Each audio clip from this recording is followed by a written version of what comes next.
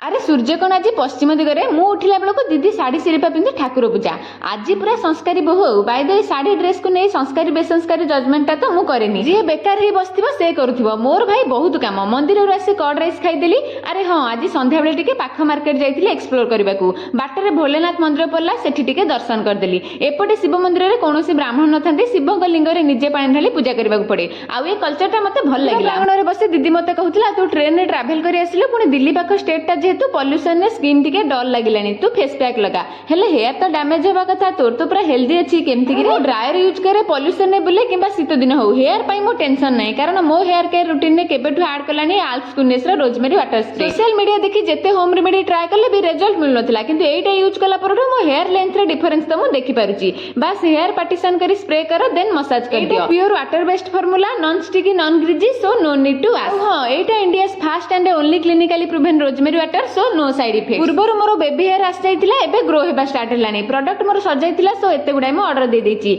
Outlet कोन पाई ऊपर tag कर देछि स्टिकर रे क्लिक करी बाय करि परबे and also exclusively available on purple.com। Bye.